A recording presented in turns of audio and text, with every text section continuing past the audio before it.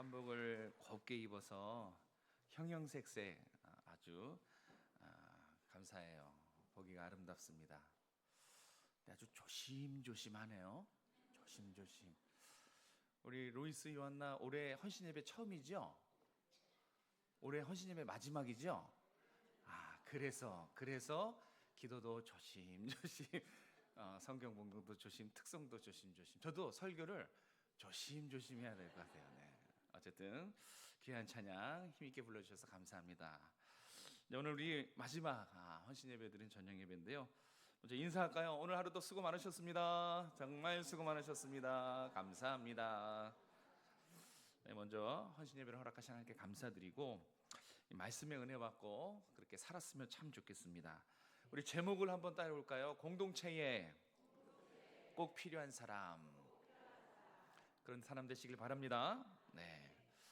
드라마나 영화를 보면요, 주인공보다 이 조연이 빛날 그런 경우들이 좀 있어요. 제가 그 드라마나 영화는 잘 안 보는데요. 응답하라 1994 한번 좀 다 들어봤죠? 거기에 한국의 명품 조연 배우가 나와요. 누군지 아십니까?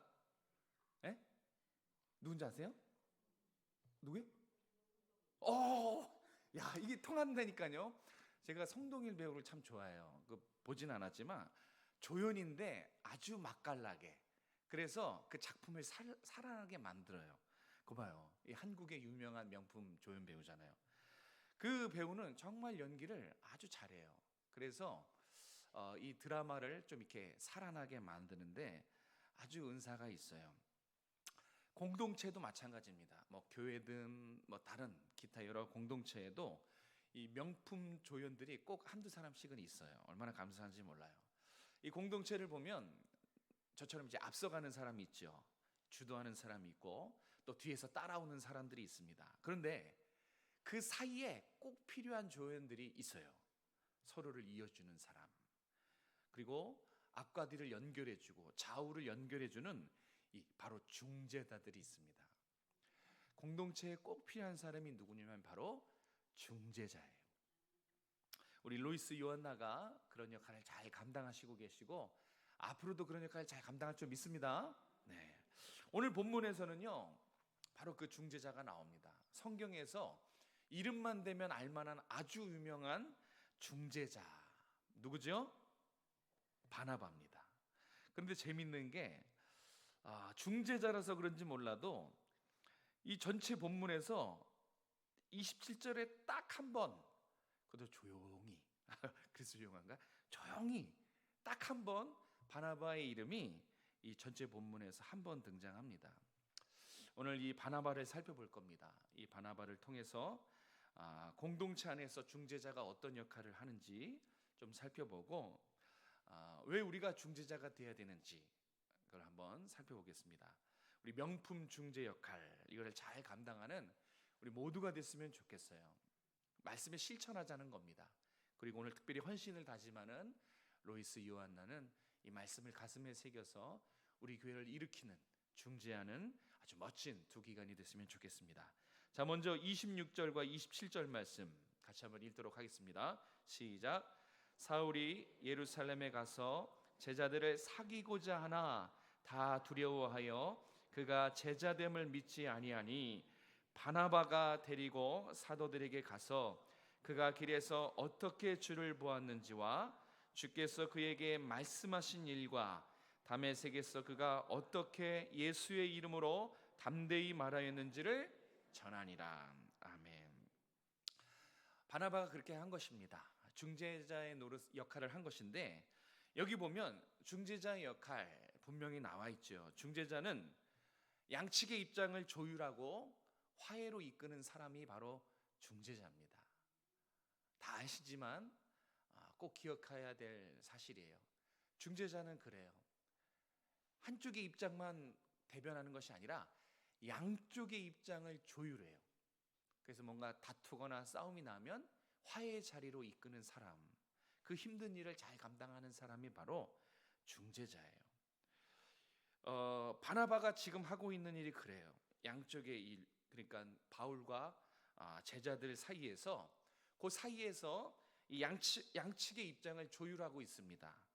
그리고 화해의 자리로 그렇게 이끌고 있습니다.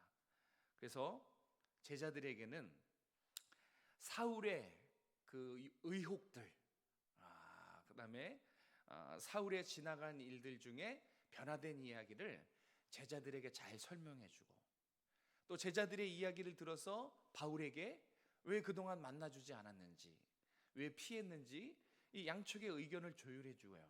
그리고 화해하게 만듭니다.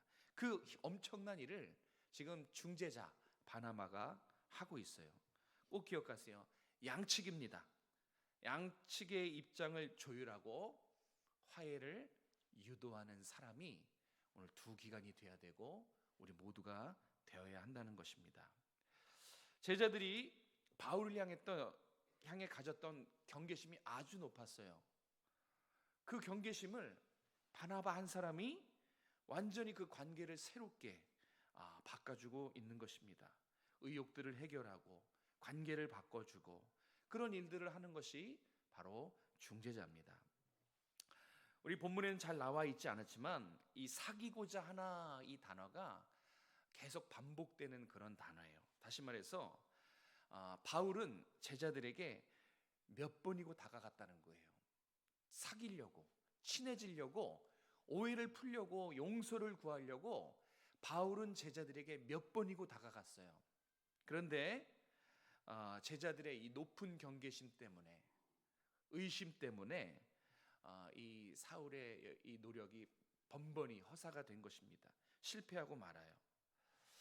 과거에 이 사울에 머물러 있는 것이죠. 과거에 사울은 정말 대단한 핍박자였습니다. 기독교 예수 믿는 사람들을 잡아서 죽이기까지 하고 감옥에 쳐넣는 일에 열을 올렸던 사람이에요. 자신을 그렇게 고백하잖아요. 핍박자요, 비방자요, 폭행자라. 그러니까 얼마나 대단히 기독교를 박해했는지 몰라요. 그 흑역사, 그 과거의 역사 때문에 사실 제자들은 두려웠습니다.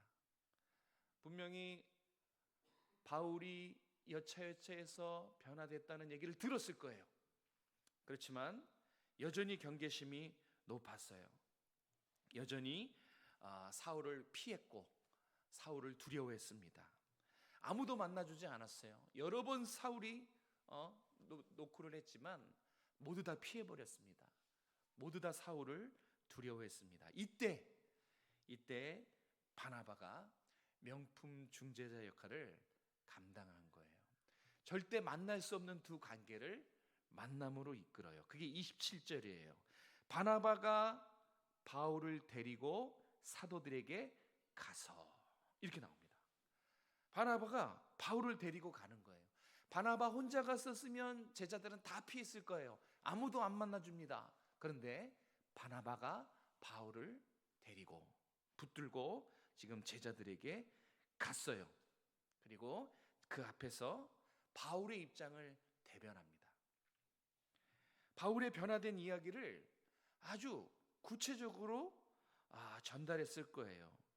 바울이 다메섹 도상에서 주님을 본 일, 주의 음성을 들은 일, 담대하게 복음을 전한 일, 이런 일들을 바울의 입장에서 대변합니다. 바나바가 얘기한다고 해서 달라지는 게 있을까요? 여전히 제자들은 바울을 향해서 높은 경계심을 가졌을 텐데. 근데 여기서 한 가지 우리가 기억해야 될 것이 있는데 그게 뭐냐면 누가 무슨 이야기를 하는가가 이게 관건이었어요. 누가 무슨 이야기를 하는가가 정말 중요합니다. 똑같은 이야기도 어떤 사람이 하느냐에 따라서 먹힐 때가 있고요, 안 먹힐 때가 있어요. 성경에 그것을 알려주듯이 바나바의 성품이 사도행전 11장 24절에 표현되어 있어요. 제가 읽을게요. 바나바는 착한 사람이요 성령과 믿음이 충만한 사람이라. 이렇게 바나바를 소개하고 있어요. 한마디로 하나님을 향해서, 주위 사람들을 향해서 신뢰를 받고 있던 인물이 바로 바나바였어요. 그래서 바나바의 변론을 제자들이 한 귀로 듣고 한 귀로 울리지 못한 거예요. 왜요? 신뢰받는 사람의 한마디는 파장이 있어요. 이거는 다른 이야기가 되는 거예요. 아무리 바울이 침 튀며가면서 얘기해도 이 귓등으로도 안 들었는데 누가 얘기했어요? 네, 바나바. 어떤 바나바예요? 하나님과 사람들에게 신뢰를 받는 바나바가 한 이야기이기 때문에 그래? 바나바가 저런 얘기를 하다니 하면서 귀를 기울인 것입니다. 신뢰입니다. 관계에서 제일 중요한 것은 신뢰라는 것을 말하고 있어요. 여러분, 신뢰가 없으면요, 중재는 불가능해요. 신뢰가 없는데 중재하려고 하지 마십시오. 그러면 오히려 역효과가 일어나요. 중재는 신뢰가 항상 선행 조건입니다. 수반이 돼야 돼요. 신뢰가 없으면 교제와 사귐도 불가능합니다. 그러니까 관계 자체를 할 수가 없어요.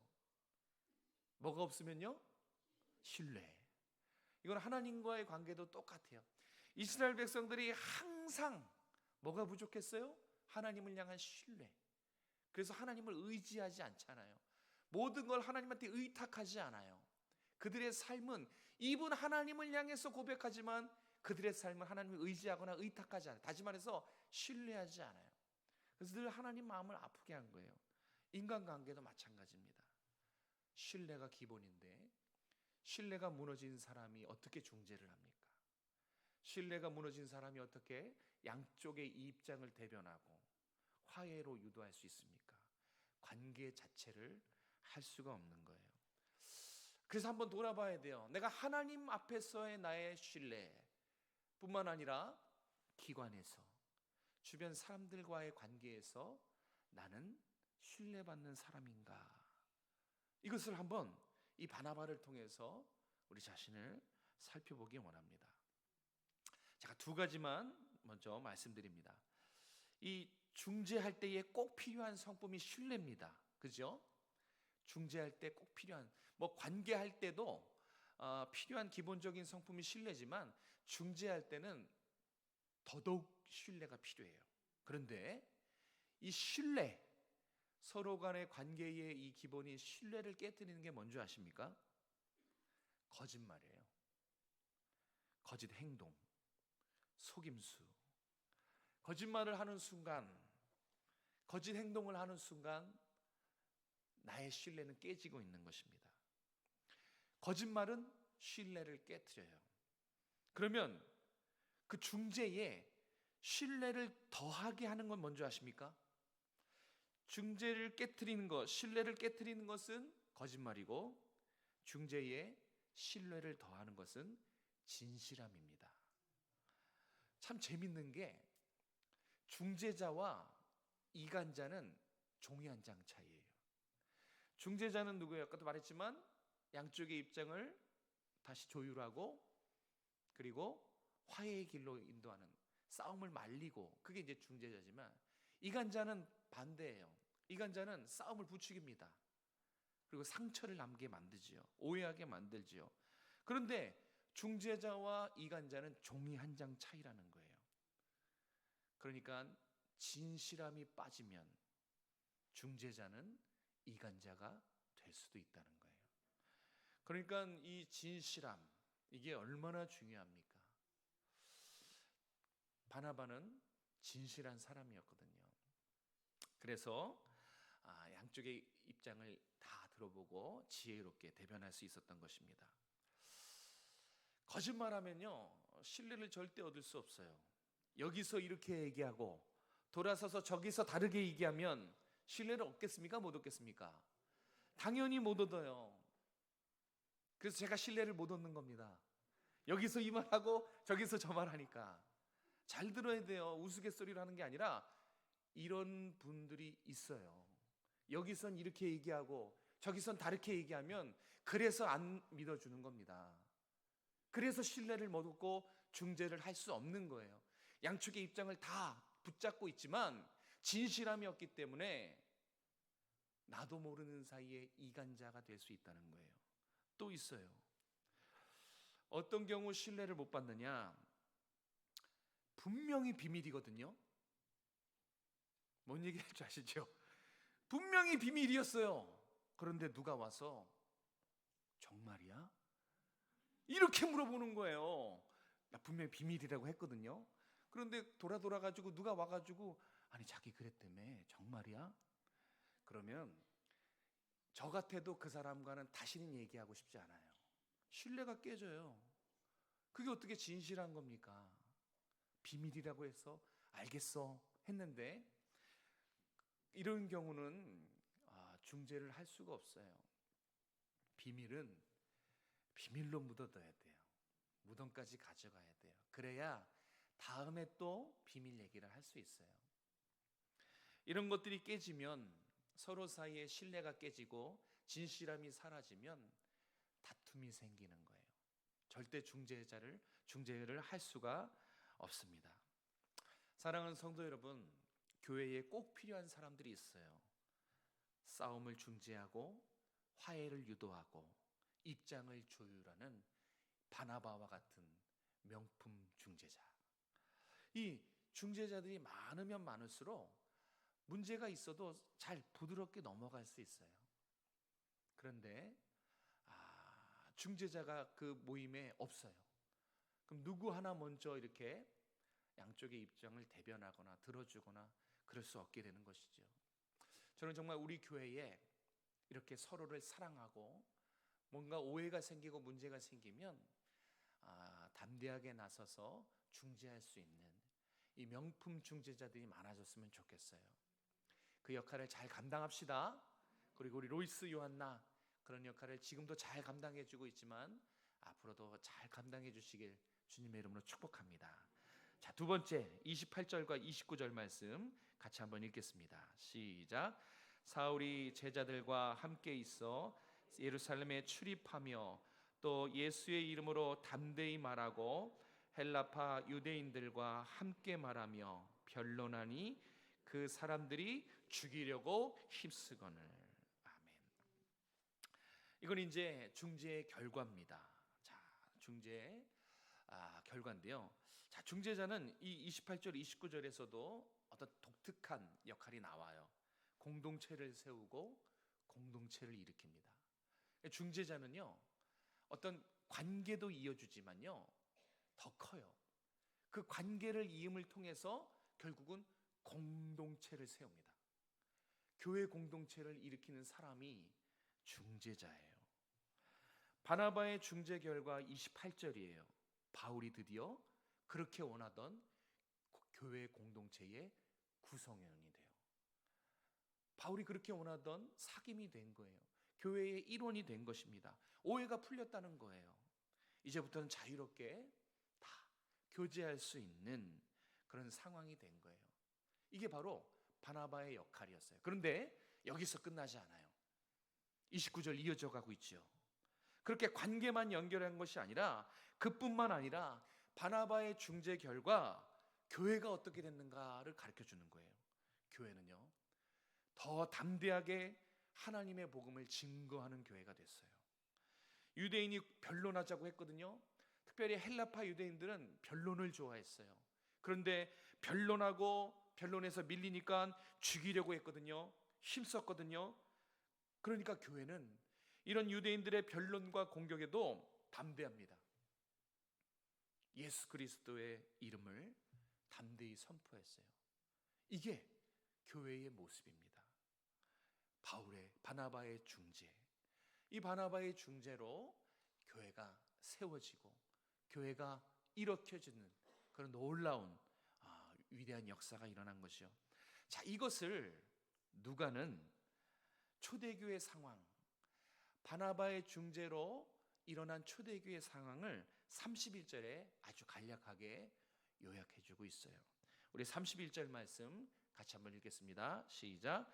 그리하여 온 유대와 갈릴리와 사마리아 교회가 평안하여 든든히 서가고 주를 경외함으로 성령의 위로로 진행하여 수가 더 많아지더라. 아멘. 네, 이게 중재자가 잘 교회 안에서 역할을 한 결과예요. 평안하겠죠. 중재자가 중재를 잘하는데 평안하겠죠. 많은 오해가 있는 곳에 중재자가 딱 들어가면요, 오해가 이해가 되는 거예요. 다툼을 화해로 만드는 것입니다. 그래서 교회가 평안하여 든든히 세워져 가는 것입니다. 교회가 평안하여 든든히 세워져 가면 어떻게 될까요? 사람들이 교회 안으로 들어오게 되겠죠. 그래서 제자들의 수가 더 많아진 것입니다. 이게 중재자가 그 역할을 잘 감당했을 때에 훗날에 일어날 놀라운 변화입니다. 사랑하는 성도 여러분, 말씀을 정리하면서 제가 여러분에게 드리고 싶은 말씀이 있어요. 어떤 특별한 인물이어서, 어떤 특별한 은사가 있어서 오늘 헌신을 다짐하는 그런 상황이기 때문에 우리가 중재자라는 말씀을 나눈 것이 아닙니다. 이 말씀을 안 나눠도 우리 모두는 중재자예요. 우리는 다 하나님이 중재자로 그렇게 부르셨어요. 이거는 제가 꾸며낸 이야기가 아니라 성경에 나오는 이야기예요. 하나님이 예수님을 믿고 구원받은 우리에게 직분 하나를 주셨는데 그게 바로 화해의 직분, 중재자라는 것입니다. 자, 그거 한번 찾아보겠습니다. 고린도후서 5장 18절입니다. 앞에 세번역 번역을 좀 띄워주실래요? 네, 고린도후서 5장 18절. 여러분 성경과 좀 달라요. 세번역번으로 되어 있는데요, 앞에 스크린 보고 같이 한번 읽겠습니다. 시작. 이 모든 것은 하나님에게서 나타났습니다. 하나님께서는 그리스도를 내세우셔서 우리를 자기와 화해하게 하시고 또 우리에게 화해의 직분을 맡겨 주셨습니다. 네, 이 화해의 직분이 중재자예요. 우리에게 무슨 직분을 주셨다고요? 네, 중재자. 중재라는 직분을 주셨어요. 어떤 은사가 있어서가 아니고요, 예수 믿은 사람에게, 구원받은 사람에게 당연히 주어지는 직분이 바로 이 화해의 직분입니다. 여러분, 예수님이 하나님과 우리 사이를 갈라놓았던 우리 사이를 십자가에서 중재하신 사실 모두 알고 계시죠? 예수님이야말로 중재자예요. 죄와 허물로, 죄로 갈라졌던 하나님과 우리 사이, 누구도 이 관계를 메울 수 없는데 하나님이신 예수님이 하나님과 우리 관계를 다시 이전과 화목한 관계로 중재해 주신 거예요. 그래서 예수님의 제자인 우리도 영적인 중재자들이 된 것입니다. 그래서 우리는 예수님처럼 중재의 삶을 살아야 돼요. 교회든 가정이든 여러분이 계신 곳에 어디서든지 여러분 이어줄 줄 알아야 돼요. 오해를 풀어줄 줄 알아야 돼요. 화해를 유도할 수 있어야 돼요. 그게 바로 예수님이 하신 일이고 예수님의 제자인 우리가 해야 되고, 오늘 헌신을 다짐하는, 특별히 주님 앞에 내 삶을 드리고 온전히 주님 말씀대로 살겠다고 다짐하는 우리 두 기관이 정말 명품 중재자의 역할을 잘 감당하셔야 되는 것입니다. 그래서 중재자들을 통해서 하나님이 하실 일들이 있어요. 오늘 성경 말씀처럼 우리 오정성화교회도 중재자들 때문에 교회가 어떻게 세워져 갈 겁니까? 평안하여서 든든히 세워져 가겠죠. 문제가 있는 곳에 담대하게 나가는 거예요. 갈등이 있는 곳에 담대하게 뛰어드는 것입니다. 기도하는 것입니다. 그래서 불편한 사이를 편안한 사이로 만들고 다시 웃을 수 있는 화목한 관계. 그래서 교회 전체가 이곳저곳이 웃음꽃이 피고 평안한 교회, 그렇게 든든히 세워져 가는 거예요. 누구 때문에요? 중재자들 때문에요. 바나바와 같은 한 사람 때문에 교회가 평안하여 든든해져 세워져 가는 것입니다. 그러면 하나님이 원하시는 부흥과 성장 따라오는 것이에요.